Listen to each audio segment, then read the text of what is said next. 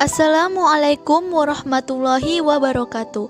Perkenalkan, saya Nadia Khairia, mahasiswi UIN Sumatera Utara, jurusan Pendidikan Guru Madrasah Ibtidaiyah. Baiklah, di sini saya akan menjelaskan tentang metamorfosis kupu-kupu. Nah, metamorfosis adalah proses perubahan fisik pada hewan. Proses ini terjadi secara cepat dan ekstrim beberapa saat setelah lahirnya hewan. Siapa sih yang gak senang melihat kupu-kupu? Hewan yang satu ini memanglah sangat indah dan lucu. Indahnya kupu-kupu membuat sebagian orang bahkan ingin memeliharanya. Kupu-kupu bahkan dijadikan lambang kebebasan dan simbol wanita karena kecantikannya. Namun, tahukah kalau kupu-kupu itu terlahir tidak langsung berbentuk cantik seperti itu? Kupu-kupu bermula dari hewan yang tidak terlalu disukai, yaitu adalah ulat. Proses perubahan bentuk ini disebut sebagai metamorfosis. Banyak orang mungkin menyaksikan proses metamorfosis kupu-kupu secara langsung. Jika dipikir-pikir secara rasional, bagaimana mungkin bisa ulat berubah menjadi kupu-kupu? Hal itu membuat metamorfosis dinilai sebagai transformasi yang luar biasa. Berikut penjelasan lengkap mengenai metamorfosis yang terjadi pada kupu-kupu. Ciri-ciri hewan yang mengalami metamorfosis sempurna adalah mempunyai perbedaan bentuk yang sangat signifikan atau mencolok antara fase pupa dengan fase imago atau dewasa. Melihat ciri-ciri metamorfosis sempurna, kupu-kupu adalah hewan yang mengalami metamorfosis sempurna, di mana terdapat perubahan mulai dari tahapan telur hingga menjadi kupu-kupu dewasa. Mulai dari hewan pemakan daun, berubah menjadi makhluk terbang, minum nektar dengan eksoskeleton. Semua kupu-kupu bermetamorfosis sempurna. Untuk tumbuh menjadi dewasa, mereka melalui 4 tahap, yakni telur, larva, pupa, dan dewasa. Setiap tahapan hidup memiliki tujuan yang berbeda.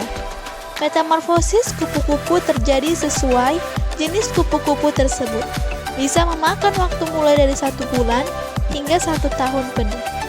Tahapan metamorfosis kupu-kupu. Tahap pertama adalah telur. Seekor kupu-kupu memulai hidup sebagai telur yang sangat kecil, bulat, lonjong, atau silinder. Bentuk telur tergantung pada jenis kupu-kupu yang bertelur. Beberapa telur kupu-kupu mungkin bulat, beberapa oval, dan beberapa mungkin berusuk. Sementara yang lain mungkin memiliki fitur lain.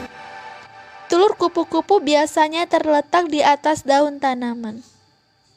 Tahap kedua adalah larva atau caterpillar.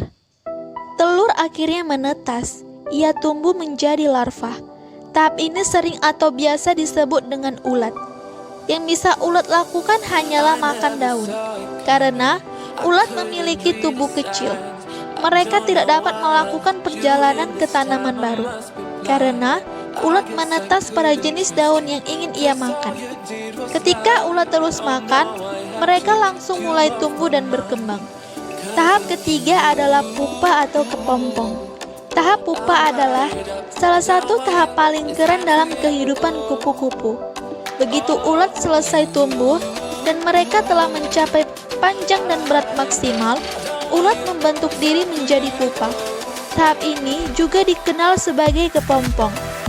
Dari luar, terlihat ulat itu sedang beristirahat, tetapi bagian dalamnya sebenarnya sedang terjadi tindakan pada ulat. Di dalam pupa ini, ulat cepat berubah. Tahap keempat adalah kupu-kupu dewasa. Akhirnya, ketika ulat telah melakukan semua pembentukan dan perubahan di dalam pupa, ia akan muncul kembali menjadi kupu-kupu dewasa. Ketika kupu-kupu pertama kali muncul dari kepompong, kedua sayap akan masih lunak dan terlipat di tubuhnya. Ini karena kupu-kupu masih harus menyesuaikan diri setelah muncul dari pupa. Begitu kupu-kupu sudah siap, ia akan memompa darah ke sayap untuk membuatnya bisa mengepakkan sayap dan kemudian mulai terbang. Tahap ini biasa terjadi di dalam jangka waktu 3 atau 4 jam. Kemudian, kupu-kupu akan menguasai diri dan akan mencari makan dan pasangan untuk bereproduksi. Siklus metamorfosis ini akan terus berlanjut. Ketika kupu-kupu bertemu dengan lawan jenis lalu bereproduksi, mereka akan menetaskan telur kembali di atas daun. Tak ayal siklus hidup kupu-kupu akan mulai dari awal.